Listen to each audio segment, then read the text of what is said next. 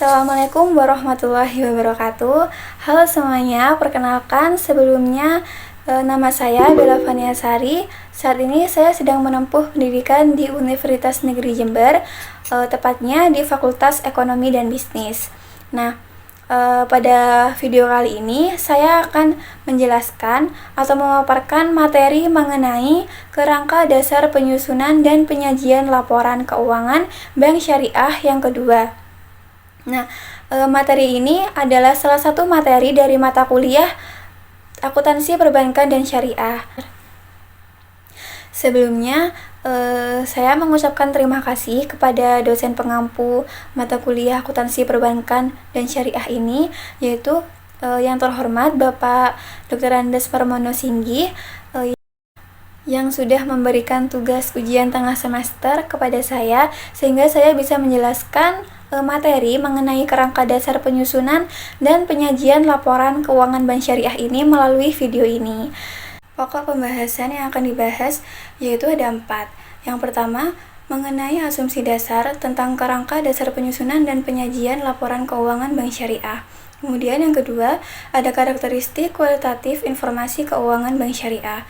Kemudian yang ketiga, mengenai unsur-unsur laporan keuangan. Dan yang terakhir, pembahasan yang keempat yaitu mengenai pengakuan dan pengukuran unsur-unsur laporan keuangan. Nah, pembahasan yang pertama ini ada asumsi dasar mengenai kerangka penyusunan dan penyajian laporan keuangan Bank Syariah. Asumsi dasar ini dibagi menjadi 2, yaitu dasar akrual dan dasar kelangsungan usaha. Yang pertama, mengenai dasar akrual. Dasar akrual sendiri ini yaitu untuk mencapai tujuannya, laporan keuangan itu kan biasanya disusun atas dasar akrual. Nah, dengan dasar akrual ini, pengaruh transaksi dan peristiwa lain itu diakui pada saat kejadian dan bukan pada saat kas atau setara kas itu diterima atau dibayarkan, serta diungkapkan dalam catatan akuntansi dan dilaporkan dalam laporan keuangan pada periode yang bersangkutan. Dan laporan keuangan yang disusun atas dasar akrual ini biasanya itu memberikan informasi kepada pemakai tidak hanya transaksi masa lalu yang melibatkan penerimaan dan pembayaran kas, tetapi juga kewajiban di masa depan serta sumber daya yang mempresentasikan kas yang akan diterima di masa depan. Oleh karena itu, laporan keuangan ini menyediakan jenis informasi transaksi masa lalu dan peristiwa lainnya yang berguna bagi pemakai dalam pengambilan keputusan ekonomi. Kemudian, yang kedua yaitu ada dasar kelangsungan usaha. Nah, laporan keuangan itu biasanya disusun atas dasar asumsi kelangsungan usaha entitas syariah dan akan melanjutkan usahanya di masa depan. Oleh karena itu, entitas ini diasumsikan tidak bermaksud atau berkeinginan melikuidasi atau mengurangi secara material skala usahanya. Dan hal ini tercantum dalam KDPP LKS paragraf 43. Selanjutnya yaitu pembahasan yang kedua, ini mengenai karakteristik kualitatif informasi keuangan syariah. Nah, karakteristik kualitatif ini merupakan ciri khas yang membuat informasi dalam laporan keuangan itu berguna bagi pemakainya. Terdapat 4 karakteristik kualitatif pokok, yaitu laporan itu harus dapat dipahami, kemudian laporan itu harus relevan, kemudian yang ketiga itu laporan harus andal, dan yang terakhir laporan itu harus dapat dibandingkan. Laporan dapat dipahami. Maksudnya yaitu kualitas penting informasi yang ditampung dalam laporan keuangan adalah kemudahannya untuk segera dapat dipahami oleh pemakainya. Nah, maksudnya pemakai itu diasumsikan memiliki pengetahuan yang memadai tentang aktivitas ekonomi dan bisnis, akuntansi, serta kemauan untuk mempelajari informasi dengan ketekunan yang wajar. Namun, informasi kompleks yang seharusnya dimasukkan dalam laporan keuangan itu tidak dapat dikeluarkan hanya atas dasar pertimbangan bahwa informasi tersebut terlalu sulit untuk dapat dipahami oleh pemakai tertentu.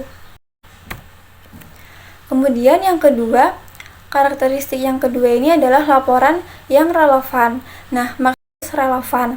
Nah, maksud dari laporan itu relevan adalah suatu informasi itu bisa disebut bermanfaat, itu harus relevan untuk memenuhi kebutuhan pemakai dalam proses pengambilan keputusan. Nah, informasi ini memiliki kualitas relevan kalau dapat mempengaruhi keputusan ekonomi pemakai dengan membantu mereka mengevaluasi peristiwa masa lalu, masa kini, atau masa depan, menegaskan atau mengkoreksi hasil evaluasi mereka di masa lalu. Selanjutnya, yaitu karakteristik yang ketiga. Nah, karakteristik yang ketiga ini adalah laporan itu harus andal. Nah, laporan harus andal itu adalah supaya laporan keuangan itu bermanfaat, informasi itu juga harus andal gitu. Nah, yang dikatakan informasi ini andal itu yaitu jika bebas dari pengertian yang menyesatkan, kesalahan material, dan dapat diandalkan pemakainya sebagai penyajian yang tulus atau jujur dari yang seharusnya disajikan atau yang secara wajar itu diharapkan dapat disajikan. Nah, kemudian karakteristik yang terakhir ini adalah laporan dapat dibandingkan. Nah, yang dimaksud laporan dapat dibandingkan ini adalah pemakai itu harus dapat memperbandingkan laporan keuangan entitas syariah antar periode untuk mengidentifikasi kecenderungan posisi dan kinerja keuangannya. Nah, pemakai itu juga harus dapat membandingkan laporan keuangan antar entitas syariah untuk mengevaluasi posisi keuangan, kinerja, serta perubahan posisi keuangan secara relatif. Oleh karena itu, pengukuran dan penyajian dampak keuangan dari transaksi dan peristiwa lain yang serupa itu harus dilakukan secara konsisten untuk entitas syariah tersebut. Selanjutnya yaitu pembahasan yang ketiga mengenai unsur-unsur laporan dalam akuntansi syariah. Nah, sesuai karakteristik tadi, maka laporan keuangan entitas syariah itu meliputi yang pertama, ada komponen laporan keuangan yang mencerminkan kegiatan komersial. Nah, komponen laporan ini ada laporan posisi keuangan, laporan laba rugi, laporan arus kas, dan laporan perubahan ekuitas. Dan yang kedua, ada komponen laporan keuangan yang mencerminkan kegiatan sosial. Ini meliputi laporan sumber dan penggunaan dana zakat, serta laporan sumber dan penggunaan dana kebajikan. Kemudian untuk yang ketiga, ada komponen laporan keuangan lainnya yang mencerminkan kegiatan dan tanggung jawab khusus entitas syariah tersebut. Pembahasan yang keempat. Nah, pembahasan yang keempat ini yaitu mengenai pengakuan dan pengukuran unsur laporan keuangan syariah. Yang pertama, yaitu kita bahas mengenai pengakuan unsur laporan keuangan syariah. Nah, pengakuan unsur keuangan syariah ini adalah proses pembentukan suatu pos yang memenuhi definisi unsur serta kriteria pengakuan. Ada beberapa pengakuan atas unsur laporan keuangan syariah ini. Di antaranya yaitu ada pengakuan aset. Nah, aset ini diakui dalam laporan posisi keuangan itu kalau besar kemungkinan bahwa manfaat ekonominya di masa depan itu dapat diperoleh entitas syariah dan aset tersebut itu mempunyai nilai atau biaya yang dapat diukur dengan andal. Kemudian ada pengakuan yang kedua yaitu liabilitas. Nah, liabilitas ini diakui dalam laporan posisi keuangan kalau besar kemungkinannya bahwa pengeluaran sumber daya yang mengandung manfaat ekonomi itu akan dilakukan untuk menyelesaikan kewajiban sekarang dan jumlah yang harus diselesaikan itu dapat diukur dengan andal. Ada pengakuan dana syirkah temporer.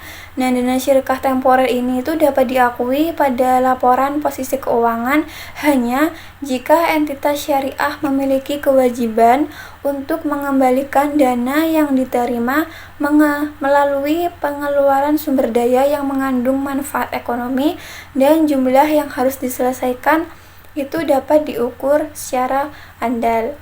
Kemudian pengakuan yang keempat itu ada pengakuan ekuitas. Pengakuan ekuitas ini dapat diakui bahwa hak residual atas aset entitas syariah ini setelah dikurangi semua kewajiban dan dana syirkah temporernya. Selanjutnya yang kelima ada pengakuan penghasilan. Nah, pengakuan penghasilan ini diakui di laporan laba rugi komprehensif ketika terjadi kenaikan manfaat ekonomi di masa depan yang berkaitan dengan peningkatan aset atau penurunan kewajiban telah terjadi dan dapat diukur dengan andal, sehingga pengakuan penghasilan itu bersamaan dengan kenaikan aset atau penurunan kewajiban. Yang kedua yaitu ada pengukuran unsur-unsur laporan keuangan. Nah, pengukuran sendiri itu adalah proses penetapan jumlah uang untuk mengakui dan memasukkan setiap dasar pengukuran tertentu dari 3 alternatif, yaitu biaya historis, biaya kini, dan nilai realisasi. Biaya historis sendiri itu adalah aset yang dicatat sebesar pengeluaran kas atau setara kas yang dibayar untuk memperoleh aset tersebut pada saat perolehan. Kemudian sedangkan kewajiban yang dicatat sebesar jumlah yang diterima dari penukar kewajiban sebesar jumlah kas yang diharapkan akan dibayarkan untuk memenuhi kewajiban tersebut dalam pelaksanaan usaha yang normal. Sedangkan biaya kini itu adalah aset yang dinilai dalam jumlah kas atau setara kas yang seharusnya dibayar ketika aset tersebut diperoleh di masa sekarang gitu. Jadi sedangkan kewajibannya itu dinyatakan dalam jumlah kas atau setara kas yang tidak didiskontokan yang mungkin diperlukan untuk menyelesaikan kewajiban di masa sekarang. Kemudian yang ketiga itu tadi ada nilai realisasi. Nilai realisasi ini bisa disebut dengan nilai penyelesaian. Nah, yang dimaksud di sini adalah apabila aset itu dinyatakan dalam jumlah kas atau setara kas yang dapat diperoleh sekarang dengan menjual aset dalam pelepasan normal. Kemudian unsur laporan keuangan dalam neraca dan laporan laba rugi. Nah, dalam proses ini itu menyangkut pemilihan dasar pengukuran yang umum digunakan entitas syariah dalam penyusunan laporan keuangan adalah biaya historis. Akan tetapi, dalam kondisi tertentu, dasar biaya historis ini dikombinasikan dengan dasar pengukuran yang lain, seperti pada penilaian persediaan itu dinyatakan sebesar nilai terendah dari biaya historis atau nilai realisasi bersih. Cukup sekian presentasi atau pemaparan materi yang bisa saya jelaskan di video ini. Saya mohon maaf apabila ada beberapa kesalahan kata ataupun ada beberapa materi yang sepertinya kurang sesuai dengan apa yang diharapkan. Dan saya ucapkan terima kasih kepada teman-teman semuanya yang sudah menonton video ini. Wassalamualaikum warahmatullahi wabarakatuh.